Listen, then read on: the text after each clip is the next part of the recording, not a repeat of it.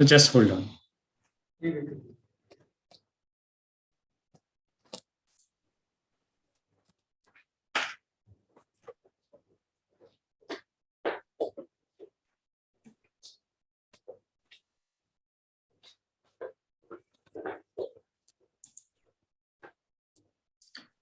Okay, so good evening, everyone, and welcome back to Asset Colloquium after a week break, an extra week break, I would say. And today we have a colloquium on a very, very important topic. In fact, it was this topic that we wanted to have a colloquium on several weeks ago, but due to some other scheduling issue, it had to be postponed. We are going to listen to our own Kausalya Srinivas from Computer Center. Let me take a minute or two to introduce today's speaker. Ms. Kausalya Srinivas is the engineer in charge of the development and operations at CCCF TIFR, and also the Chief Information Security Officer for TIFR, which is CISO. She, along with her team members, takes care of day-to-day CC operations and also takes care of systems and network security of TIFR. Obviously, this is one of the most important tasks. Probably she would kind of say the perils of how modern day computing, networking, interface, communications, all ridden with a large number of such problems, which requires a continuous monitoring and keep tightening the guidelines and norms and various procedures that are involved. She holds a BTech degree in EEE from Kerala University and an MBA in Information Management from the Renowned Management Institute, which is Jawaharlal Bajaj Institute of Management Studies at Mumbai. She has more than 2 decades of experience in systems management and application development. So with these few words, now I request Kausalya to start your colloquium. Thank you, Dr. BSM, and good evening, everybody.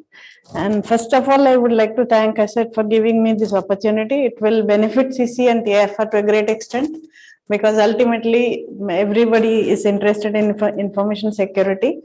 And primarily, I didn't know how to name this asset, because it is an amalgamation of many minor topics, like which are very important in everyday life of cyberspace. And this is mainly focused on phishing awareness and cybersecurity in day-to-day life. Cybersecurity as such is very deep and broad, and it cannot be summarized in a 40 minutes interaction or 1 hour interaction. But considering the relevant related topics, I just named it as cybersecurity. So,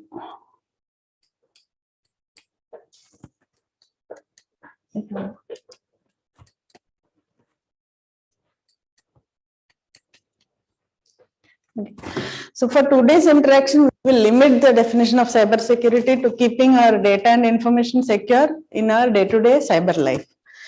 And we live in a very digital environment, and that is almost an information age or digital age, as we call. Everything is interrelated, everything is online, education is online, business is online, banking, shopping, healthcare, everything is online. And we know the importance of internet, like it is like oxygen to everyday, in everyday life to everyone almost. So cyber crimes are on the rise day by day. Many sophisticated attacks are on the rise, and there are attacks which cannot be even defined, like predefined, so that we can track them easily. So the life of IT help desk is going to be almost difficult. And worldwide ransomware attacks are there. What is ransomware? How it is to be? How we can kind of insulate ourselves from ransomware? I'll come to that in later slides. And there are phishing emails which are more sophisticated day by day. Though many of the emails, I think many of TIFR users have encountered many of the phishing emails, but there are still a lot many in the new forms which are coming. Now, criminals take advantage of user behavior, like users are either trusting everything that they see, or they are in fear of something, that I will lose something if I don't do this, or they are in greed of something. Somebody is lured by a big lottery win or some credit to your account, things like that. So mostly less IT aware people may get trapped in this kind of statements. And the other one is plain old human errors, like little less IT savvy people who are not aware of what is the male body talking about, or what will happen if I do something on this email. They also get tricked into such kind of emails. And the only way how we can surmount this kind of scenario is that you should know how to spot phishing, identify the risk of being online, because we are almost there online 24/7. And also we should follow some cyber hygiene practices at home and work. Okay, now the question, why should I care? So many people who are not so, they're just limiting their some activity to the internet world, and then they say, that's it, why should I care about what else happens in the cyber world? So that doesn't happen like that. At times they just don't log out, they just leave the mails open just like that. So why everyone should care in this kind of a scenario is that the world is so interconnected. You are one of the targets, maybe if you are less responsible in the cyberspace, and if your account is hacked, your other interrelated accounts may get hacked. Maybe you are keeping the same kind of credentials for a banking account or some other social media account. It is possible because people don't want to strain their brains to the extent of remembering so many passwords and so many logins. They just save everything on the browsers and leave the computer open without properly logging out and things like that. So that is becoming a weak link in the whole chain. And once your account is hacked, it could lead to a breach of corporate accounts. It could lead to a breach of your other personal accounts like banking accounts or Instagram account or something of that sort. And it could even affect your family and friends. Because many of us are very much, wanting to be on the social space and trying to say, I'm checking in this space, I'm checking in, so-and-so is my friend, so-and-so is my relative, this is my date of birth, everything is there on the social media. And that is a very good tool for any cyber criminal to track you and your relatives and friends. And then the whole attack spreads in a very sophisticated and unexplainable manner. Okay, what are the kinds of cyber threats which we can foresee? There are many others also. One is phishing and spear phishing. Phishing is I'll tell you what exactly is phishing. Spear phishing is again a type of categorized phishing which is targeted at high profile individuals.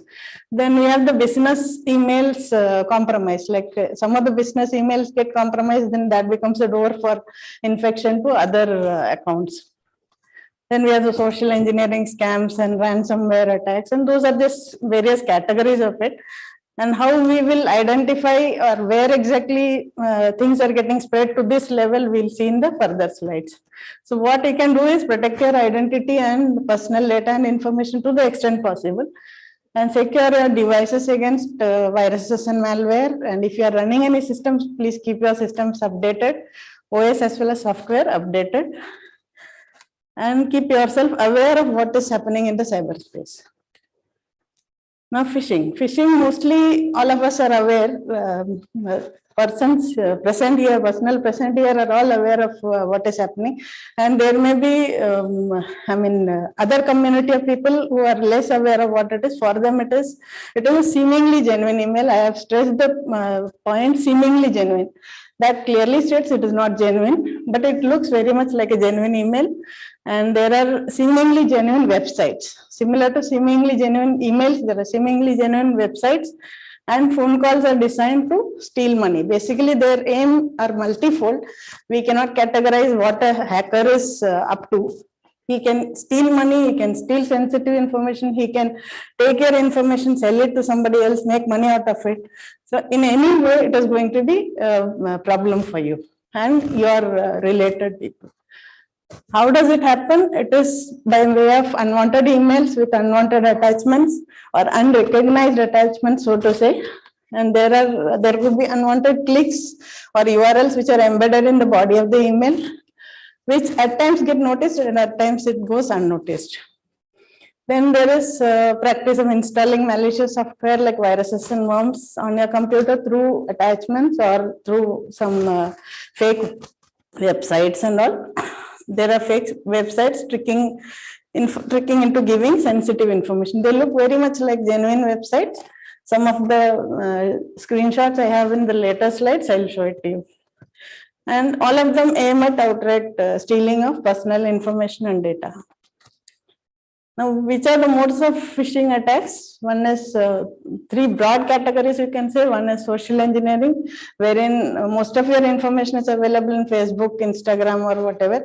And from there, they get all kind of basic information, like what could be a date of birth, where have you checked in. Many such things they get, information they get it from the social sites. And they just use it in a very intelligent manner so that they can get maximum spread of their requirements. And whatever information we put up on the Insta sites or social sites is good enough for any cyber criminal to play around with their fraud. Now there is a link manipulation, that is whatever email links are there, embedded links or whatever email links are there, they may appear to belong to a genuine organization, but then ultimately behind the scene, it will be a totally different scenario. And by oversight, if we happen to click those emails and then even don't pay attention to the URL, going on filling up the sites, and then ultimately you end up saying that I did a wrong thing. I did a thing which was unintended. So ultimately, those things we have to be really vigilant about when we are online. Spear phishing is the latest trend, and which is, as per the statistics, it is the most successful mode of attack on the internet, which is 91% of hit rate. Means many of the people, 91 out of 100 people who come across a spear phishing email surrender their thoughtful process to the phishing email. So basically, it is in the name of high-profile people like director or dean or lab PI kind of a thing. These criminals, they do a lot of homework into before they launch an attack or email. Like there is a lab site and there is a name and photo of the PI, and there are lab members there.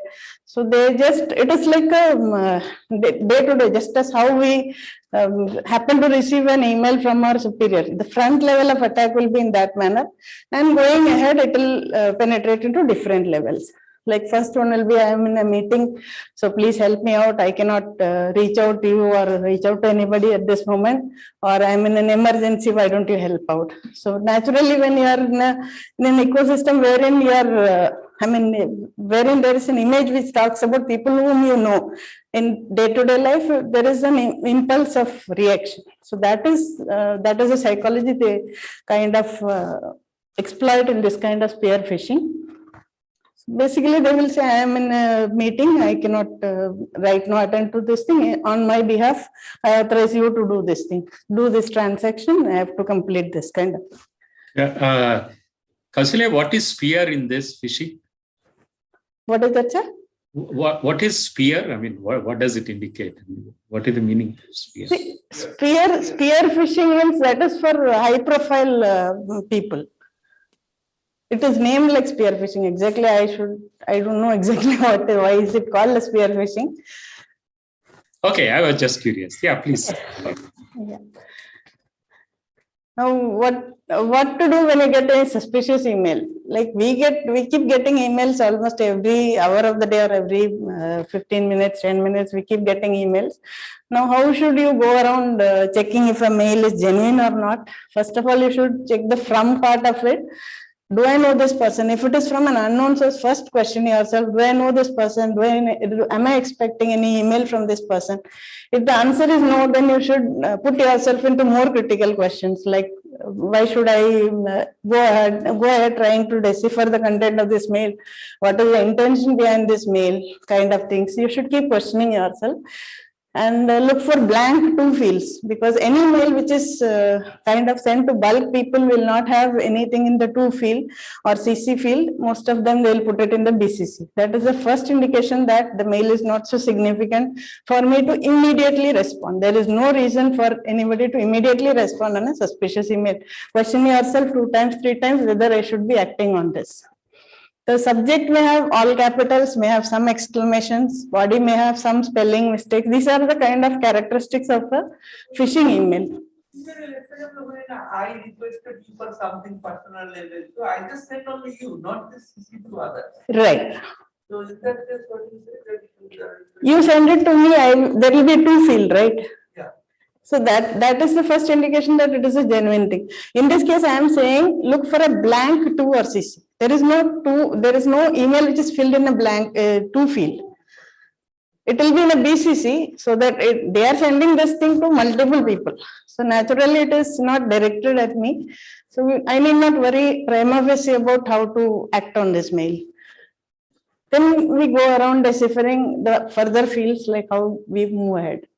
Then subjects may be like very kind of attractive or catchy subjects like email upgrade, quota over, account logged, urgent response required, things like that, which will kind of induce some kind of a responsive behavior in us.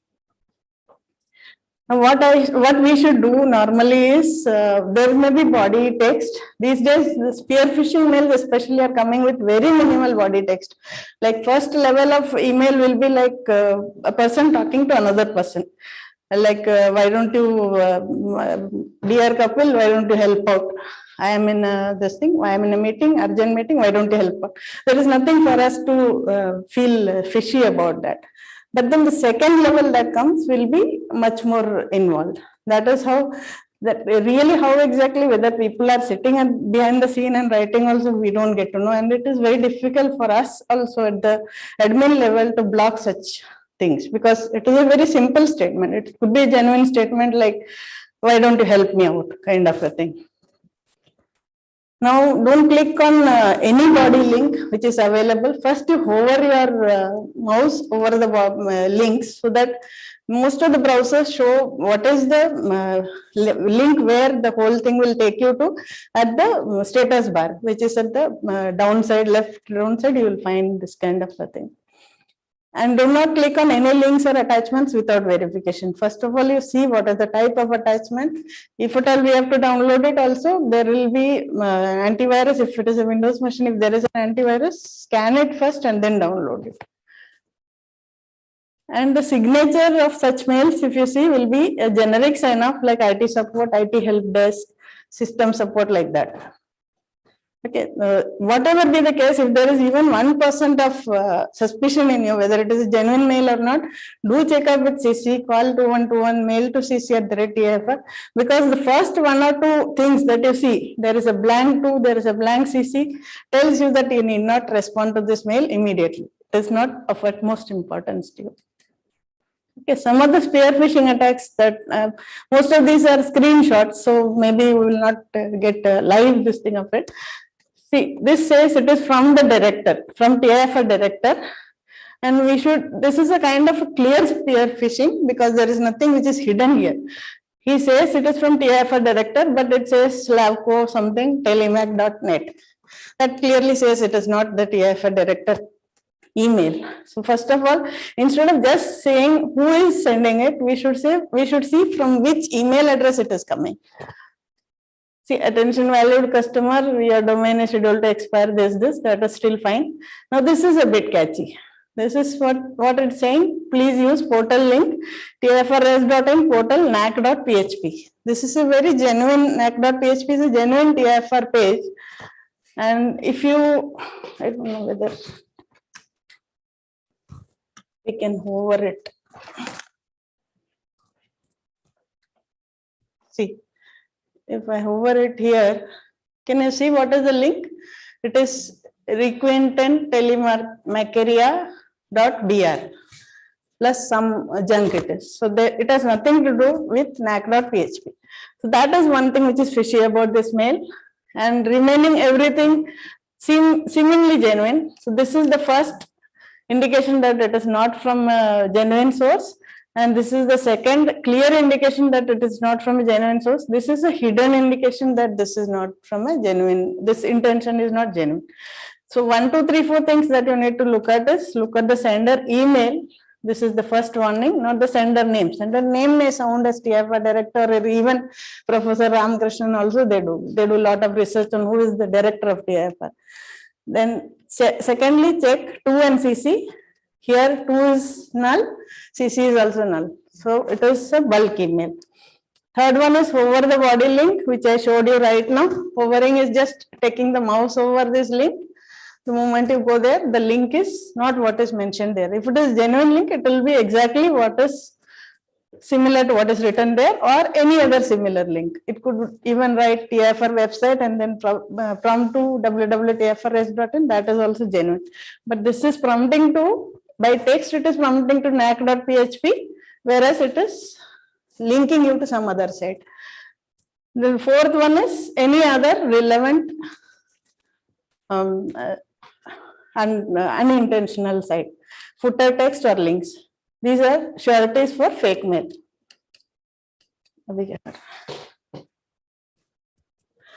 Another one is IT support, subject IT support. CC never sends this kind of a mail to anybody in TIFR, IT support. Now from is TIFR no reply, admin at the rightnow.co. That is again from email is a fake email, which is nothing to do with TIFR IT support.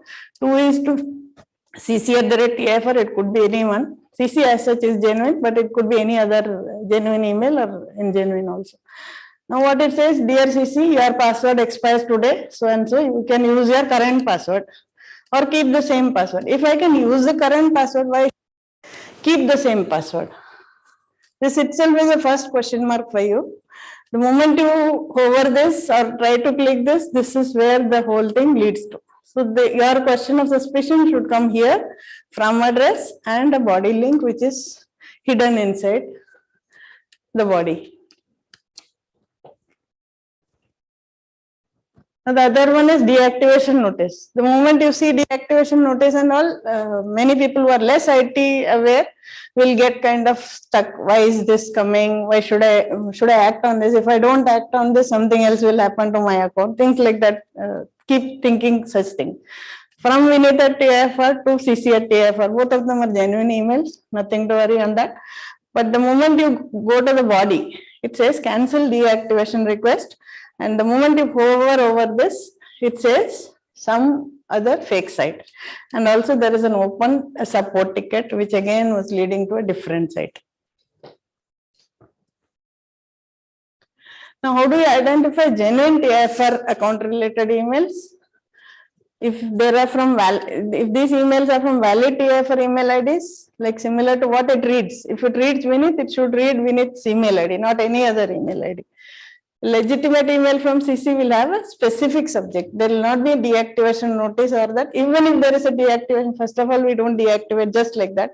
We'll give prior intimation before doing any action on the on the account, that too directed to the person whose account is getting affected. Mostly CC staff will give you navigation in place of links. This is just to kind of familiarize people with the habit of going by navigation and not by clicking. The moment you click, it can be anywhere. But if you go from TIFR website, main campus, footer and webmail, it is multiple clicks, but you are safe. The signature will not end in a generic sign off. It will be either in the name of a person or computer center mostly.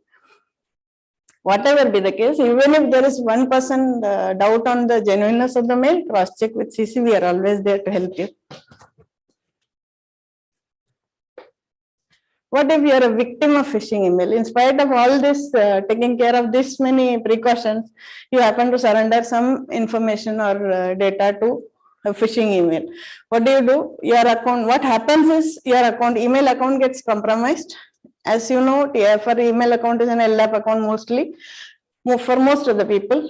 And the email account, once it is compromised, it can lead to a similar compromise for a similar credential accounts. If at all we happen to keep the same password or credentials, similar credentials also to get to another personal account that may get hacked.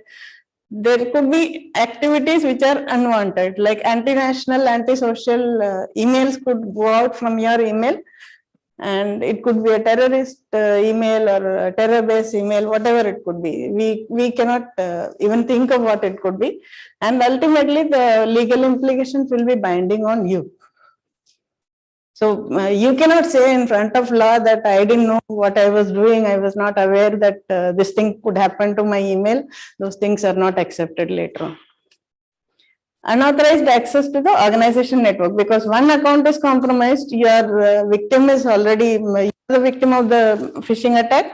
The hacker is already inside the network and he can easily get access to the organization's other systems and networks. Because we, as a matter of fact, we try to keep it even within the institute also safe, but it could be that there could be little lesser security when it comes to internal matters.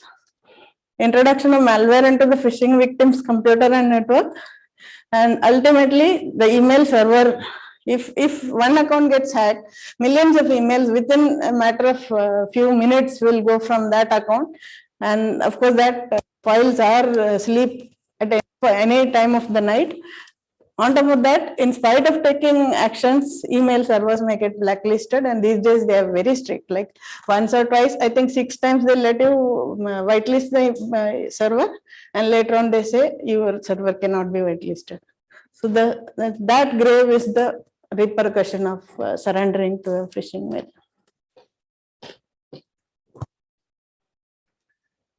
So what you have to do now that you have surrendered to phishing? What is the next action? Take a deep breath, inform CC, call 2121. Then we will, to the extent possible, we will try to handle the incident. First of all, you have to change your passwords in that account as well as all related accounts. Scan your computer, isolate your computer, scan your computer. Watch out for any kind of missing data or files from your system. Ultimately, you have to, if the things are kind of grave, the repercussions are grave, then you have to file a report with the cyber cell. Most of the cases, this need not be done, but then if at all the depth of the attack is too much, then you have to do this. You have to alert and protect yourself against future phishing schemes, because life is the best teacher. Now we have to check our understanding on this. Like the audience here is very knowledgeable, so I don't know whom to ask. I was planning to ask this to a generic audience. Like from TIFR.res.in, from ID is this.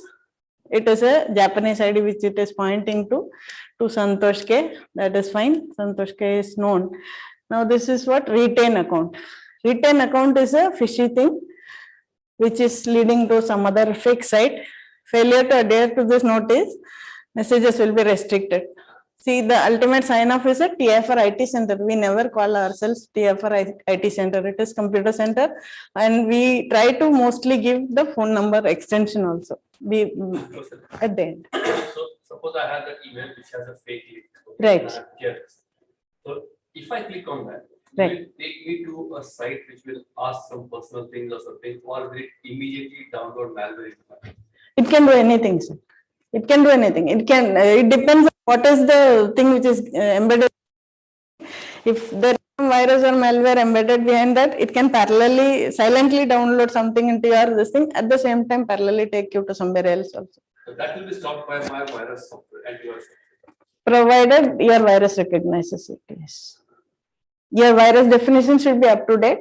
And every antivirus does not recognize every virus. That is another catch in that. So since we have a professional enterprise version, most of it is handled by the AVG that we have. But otherwise also there is no guarantee that this thing will happen.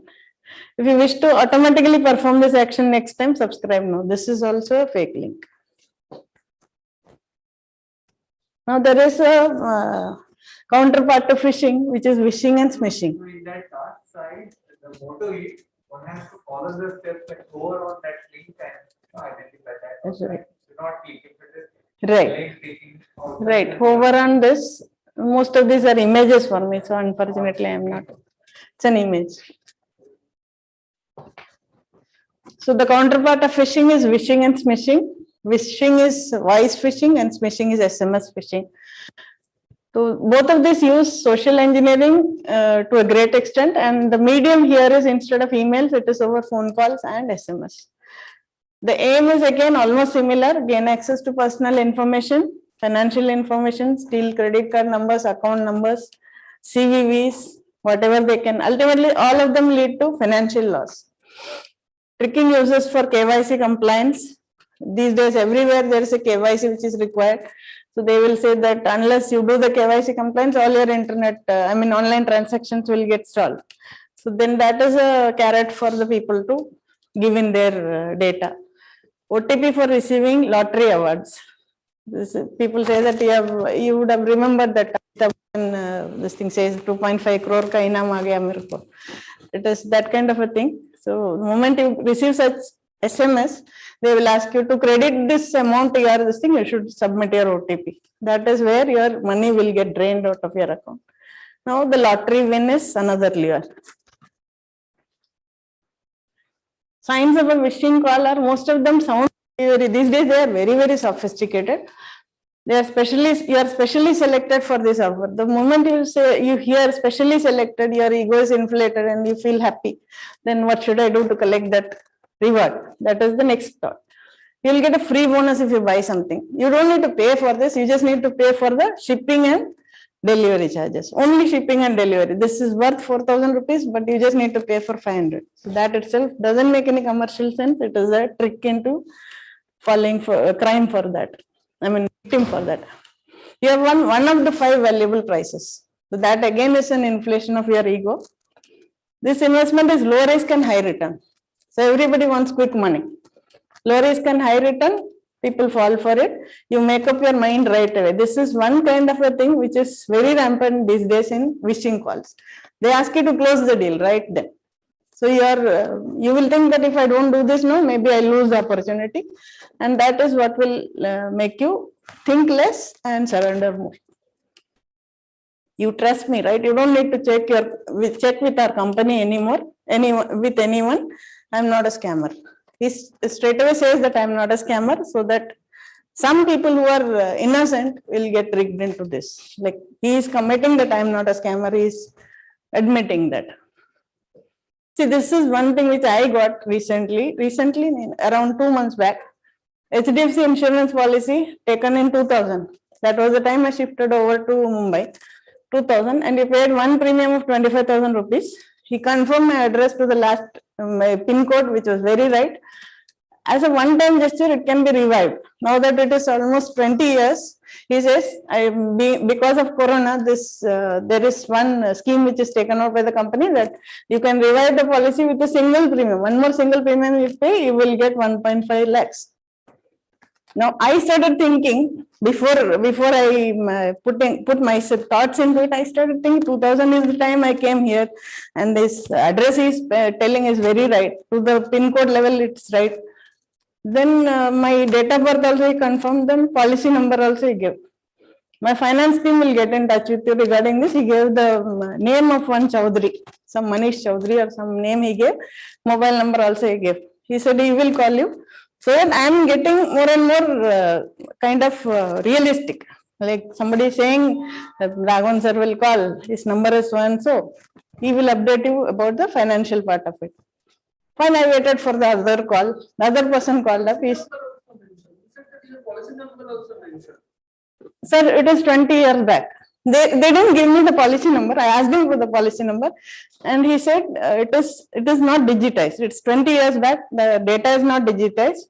So somebody else will call from the legal team or revival team. He said financial revival team. He will give you the further details. So that person again called up. That person again gave me some random policy number, which was an alphanumeric number. Then I was thinking, maybe this is right. I shifted over, maybe in the shifting over process, I left out paying further premiums or things like that. That was a change in my personal life. So I thought some things I would have missed out. Then after that, I asked him, can I get the electronic copy of the policy? He said, no, it's 20 years back. This is one-time Corona offer the company is giving. If you want, you will have to talk to this person and settle the deal, because there is no online record that I can find. That time I just wrote down everything and I just left the call, because then I came to know that something is fishy. Now the booster vaccination is another similar this kind of a call. I think yesterday somebody came to CC with one of our TIFR users also got this kind of a call. His was from Max Life Insurance Company. So booster vaccination slot are getting filled fast, because we know how much we suffered to get a vaccination slot in the second wave. Third wave was kind of easy for us to get slot. Second wave was very difficult. So give your OTP so that I can reserve it for the third week of April. This is the kind of call that people are getting. The moment you give your OTP, the slot will not get fixed, but your bank account will get empty. IT return of 27,429. So exactly to the last rupee, he is saying 27,429. So this gives you a kind of, this random figure gives you a kind of trust into maybe this is right. This is the IT return, filing and return kind of season. So this much amount I'm going to get to my account. Confirm the OTP to your registered number. Okay. This holy season, many people wanted to get rid of unwanted stuff at home. So they just registered all their unwanted things into OLX. Immediately, the moment you post the advertisement, within 5 minutes, you get the call from a buyer who says, I am ready to buy whatever you have posted. Why don't you scan a QR, because I stay a little far off. I don't want to waste this deal. Why don't you scan the QR code for receiving money? Okay, the first and last thing that you need to remember is you never need to scan a QR code to receive money. The only place where you need to scan the QR code is for sending money. The moment you scan the QR code, your complete account is wiped off. So these are four very relevant things that are happening in the current, like right now also it is happening. These are fake websites. This is some link to that income tax refund that we said. So this was pointing to this, came to one of our TIFR colleagues. This whole link was given and he said, this is the income tax logo. Why should I not trust this? This is the income tax logo, refund application, everything is there, e-filing. This is the income tax logo. But this thing was not there. This menu list was not there. He had given a separate box which is having this part as well as this part. So the moment you put in your PAN and your registered mobile number along with the other details, the complete details gets to the other side towards the scammer, and the whole thing is in his hands now.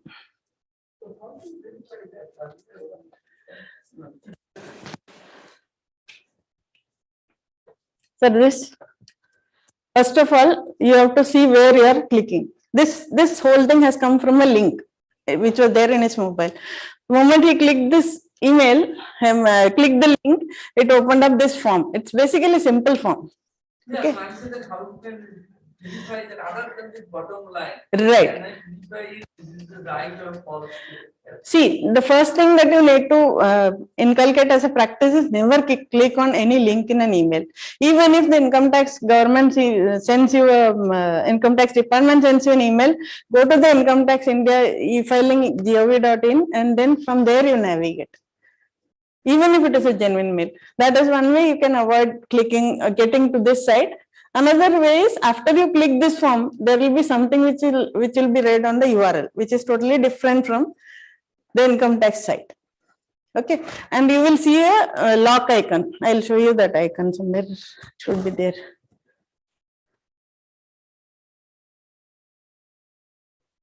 See, this is the lock icon. You should see just next to the income tax site. This is given by a series of certificate providers, which cannot be replicated by any cyber phishing criminal. Okay, so this has multiple levels of verification from authorized government agencies, which is called a CA certificate. So every legitimate site will have this lock. So the moment you go to that site which gave you this form, you should check at the URL end whether that URL is having a lock. How do you protect yourself from this kind of calls? Don't buy from an unfamiliar company. These days you get lots of offers saying buy to get for free. Such kind of things are very much create a lure in the eyes of the person who is seeing it. So don't buy it from an unfamiliar company. Obtain as much detail before you submit anything online, and verify the information before you add. Again, the freebies, don't get lured for the freebies. Don't pay for a free price saying that it is only for shipping or delivery. Never send money to unfamiliar persons or unknown companies. Another thing is, from the Android part, what you can say, there is a tab which says install app from unknown sources. You should uncheck that in the Android, because the moment you uncheck that, you will be protected from this kind of scams. Like unknown sites may have unknown APKs. APKs are the Android softwares that give you service on the Android platform. So if you click on those, what will happen to your phone? Maybe the complete phone may get hijacked to the other end. So it is very difficult for you later on to recover, because even these days, everything is on the phone, like banking, let it be IT, everything is on the phone. You received a phishing call. How to identify if it is a phishing call? So most of us are aware of the Truecaller app. It has some positives and some negatives. Like sometimes it asks you for a premium subscription and things like that. Still, to some extent, you can use this to identify the genuineness of the caller. Truecaller you can use, and at some numbers, if you are really doubtful about, you can even Google. People who are little conscious of the environment, they post such things on Google. You call from so and so number, this is a spammer or scammer, things like that. They do update on in the internet, which is helpful for the community.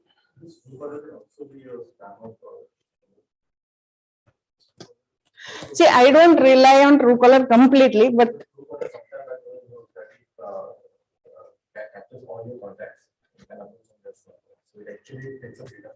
yes. See, once you are connected, there is no way you can prevent yourself completely from getting this thing copied out to the internet. Resist making immediate decisions. These OLX people and all, whenever they call, or the insurance people, they try to take immediate decisions. They force you to take immediate decisions, so that this is the last opportunity for you. If you don't act right now, you will lose something.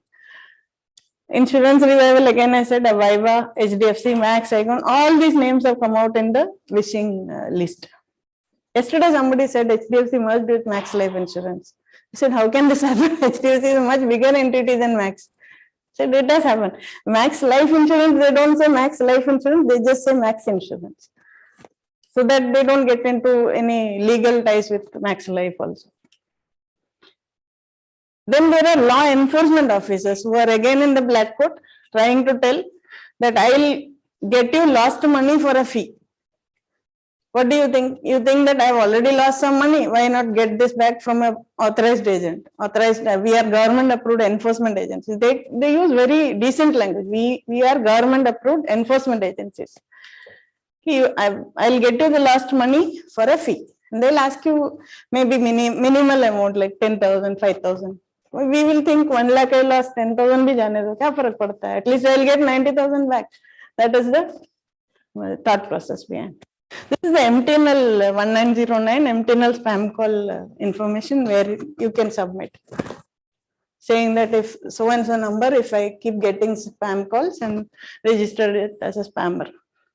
It's just an alert of, recap of the phishing alert. Sender email we need to check. Body links we need to check. Look for catchy subjects which are unrealistic. Spear phishing, you look for if director is from director at TIFR or whatever, DO at TIFR, or somebody else who poses to be Ramakrishna. OLX fraud, scan the QR. Never scan the QR code for receiving money. HTTPS, sir, I told you this, HTTPS lock. Then there is KYC phishing, which asks you many information based on, in the context of updating KYC, without which you will lose all the online presence of finance dealings. Phishing calls, who pretend to be genuine people trying to help us. Booster vaccination, it's better to survive without booster. lapsed insurance revival from Max and HDFC and things like that. Then this kind of income tax refund, sites which are filled up similar to income tax sites. Tips to protect is, CC never asks you for any kind of password over any medium. Let it be phone, let it be SMS, let it be email. Never send passwords, bank account numbers, or private information to unknown people, unknown sites, unknown forms. Never share photo or credit card or photo of credit or debit card over email or message. Sometimes people are very vigilant, trying to say, I have, even if I lose my photo, credit card, I have a photo in my email. That itself is a big problem. Like, because the front of the credit card reveals most of the things, then only you are left with the 3 numbers, which is CVV. Once you try to guess it right, your complete transaction is done. Antivirus scan any attachment before accessing. Use mouse to hover over links in the email body. Don't be in a hurry to click. Look for spelling and bad grammar. But these days they have improved a lot on this English. They don't make too much of spelling mistakes. They don't make any grammatical mistakes in the body and subject. Look for HTTPS and a lock icon in the address bar. Always navigate to sensitive sites through authentic site menu. Never go to income tax site from a link. Just go to income tax government site, and from there you will navigate to the refund menu, whatever menu they ask you. TIFR also, you go webmail, instead of clicking webmail or TIFR, directly you go to TIFR site, do 4 clicks and come to the webmail menu, unless you are really sure where you are going. ICICI Bank, I recently came across a thing which says in.icicibank.com. There is no domain called in.icicibank.com. It is icicibank.com. So this is again one thing you have to be vigilant about. SBI also, online SBI.in. Tips to protect, most of it I have said already. Never scan your QR code to receive money. Do not click on unverified links or unverified forms. Never share OTP, PIN, CVV or personal info to anybody by any means. Be vigilant about every word when you speak on a phishing call or wishing call or anywhere on the public domain. Never succumb to unrealistic demands. This is one thing we need to apprise our kids about. These days, this is very much prevalent in the cyber community, cyberspace. Many kids are, kind of cyberbullied into revealing some information about the parents, about their whereabouts. Show me this photograph, show me that photograph. These things we as parents should educate our children, because they are in the form of online classes and online discussions, WhatsApp chat, this room, chat room, this, that. So they should be aware of this cyberbullying, because this has a great effect on the mental state of the child, because they are already into the studies, pressure of studies. On top of that, this is added psychological trouble for them. No open financial transactions, because many people see that once I get to the airport, I get Wi-Fi, free Wi-Fi. I get to the railways, I get free Google. So please don't go fall for that. Data pack is not that costly. You can go through legitimate data packs. Please avoid using open Wi-Fi networks, especially to do financial transactions. Use strong passwords and change them frequently. Most of the sites are these days aware of the strong password system. So that way we are kind of protected. Ransomware is one big problem that these days cyberspace is encountering. It is malicious software that prevents computer users from accessing the data. Once the ransomware gets into the system, they encrypt the complete thing. Earlier they used to just lock the screen. Just to prevent the lock, they used to ask us for bitcoins or ransomware, whatever. But nowadays what they are doing is they are just locking the screen and they are transferring the complete data to a remote site and then trying to bully you, saying that if I'll sell this data for so and so money, unless you give me this much money, this is not. Even after giving that much money, there is no guarantee that they are going to give us the data back. So this is a kind of trap, whether we surrender or not surrender. So in order not to get here, we have to be really vigilant in the cyberspace. TIFR fought WannaCry in the year 2017. Others, many ransomwares are there. which are far more active and threatening. The list is lot many. You can even Google it and get lot many ransomwares. Shocking stats is as of March 2021, 200 million computers run non-supported Microsoft OS. Microsoft OS is getting obsolete in a very short span of time. So if they keep changing versions, but maybe people don't have the financial resources to upgrade it or the time to upgrade it, they fall back in the support, then the whole thing becomes vulnerable. Windows 7 is outdated, mostly Windows 10 will also go outdated. 95% of the ransomware samples are Windows EXE or DLL. That is the stat. So unwanted software don't install. Before installing, before installing any software, unknown software, you have to have a proper backup. How to stop ransomware is avoid unverified links, regular update of OS and software, and antivirus. Make backups locally and remotely. Remotely, for a normal user, it may not be possible. You can have an offline backup, like these days disks are available, USB disks are available, 3,000-4,000. You can just take a complete data dump of the PC and keep it offline. Make backups, restrict data access. This is a bit of infrastructural solution that we are also working into. Disable vulnerable plugins like Flash. Flash anyway, I think is not supported. No? These days it is not supported. They can use them to infect machine and launch attacks on the machine. They can download things. Macros can download malware into your system. And what that malware will communicate to whom and how it will encrypt your machine is all to be seen. File extensions, avoid downloading irrelevant file extensions or documents from unknown resources. Ransomware awareness, most of them is happening through phishing, ransomware. No use of public or open Wi-Fi.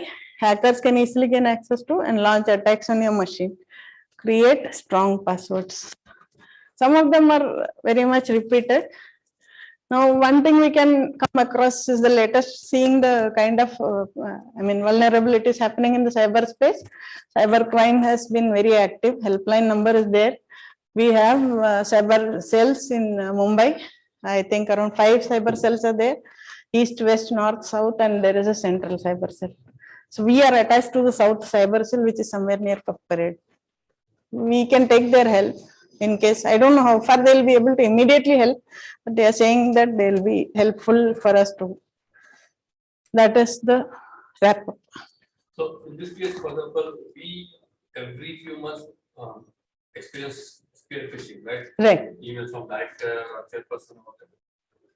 And I know of people who are victims. You know of people who are fallen. Right. Can we take those cases to these guys?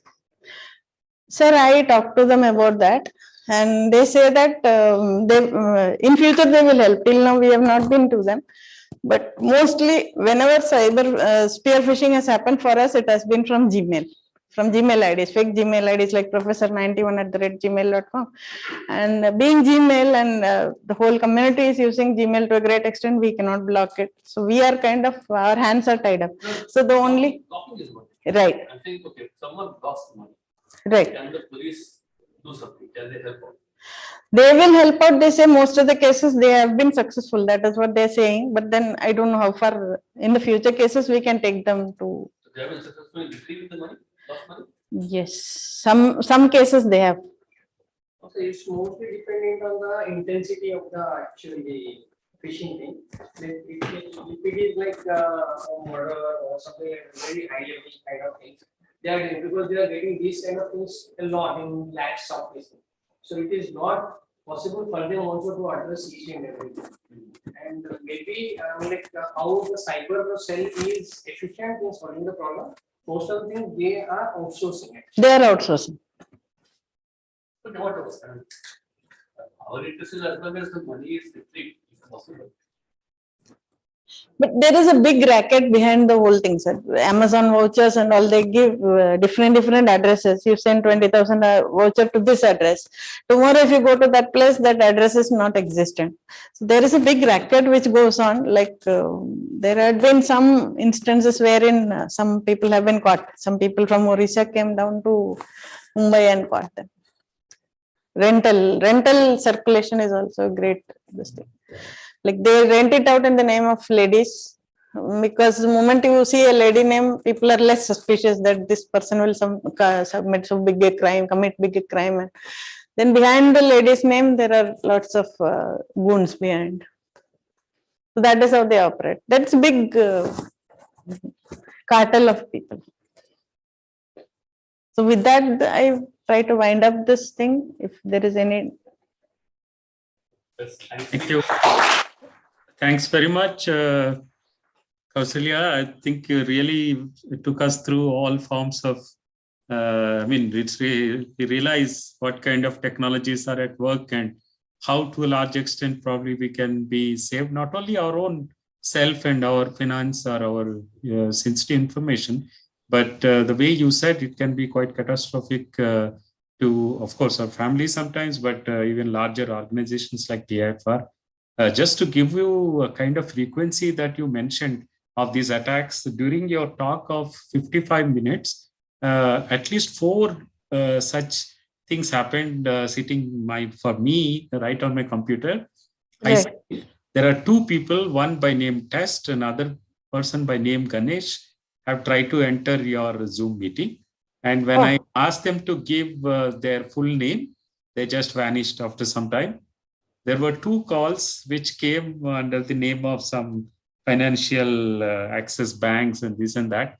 And as you said, Truecaller gives, a kind of red, a kind of patch saying that this is spam or maybe spam and so on. So I'm just saying, that is the kind of frequency of attacks people are trying to kind of look at, both through what you said, through voicemails and SMS as well as the emails. Yeah, so this is a real thing and that we face. I also know in our own colleagues, some of them fell for, quite a few people fell for this, lost a lot of money and so on and so forth. So, Right. Yeah. Okay, so sorry, I don't see any questions from Zoom as of now, but if there are any questions from the HG66, maybe colleagues can raise their hand and ask.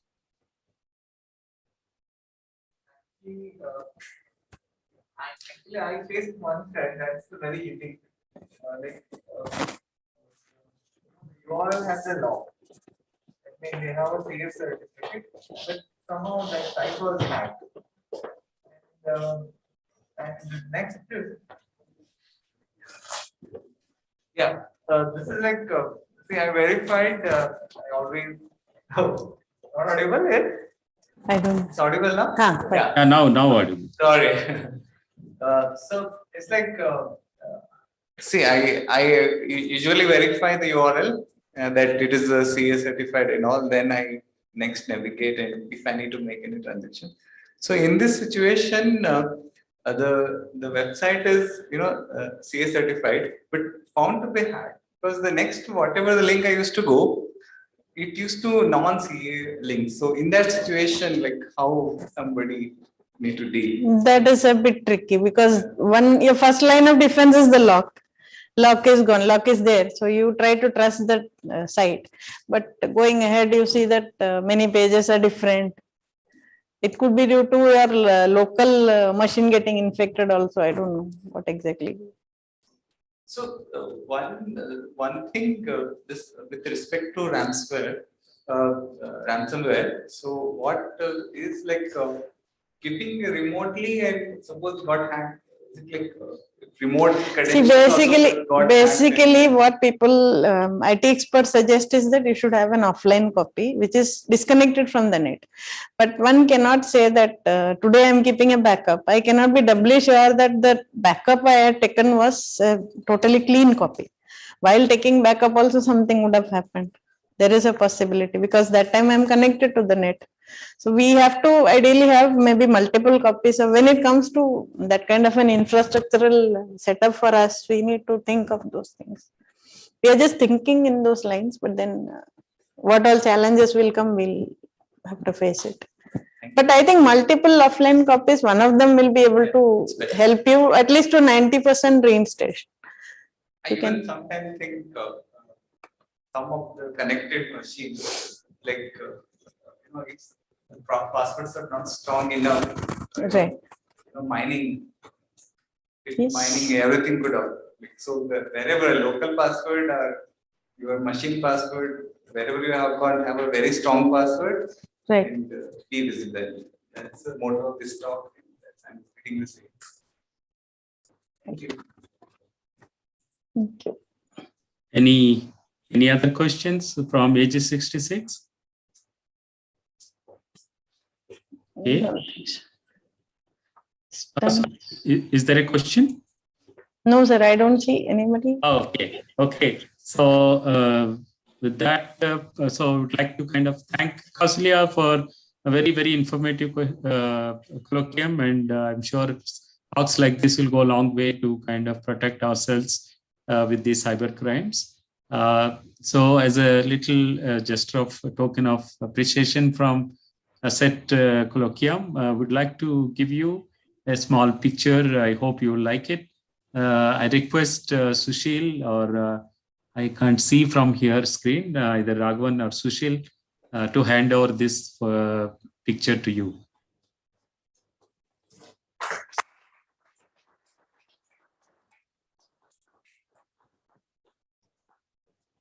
Get this beautiful picture. Thank you. Thank you, sir. Very nice picture. Very nice. Yes. Thank you, Dr. Satya. Thank you, audience and online and offline audience. Thanks very much. Thanks very much, Kausalya, once again. Thank you, everyone. Thank you.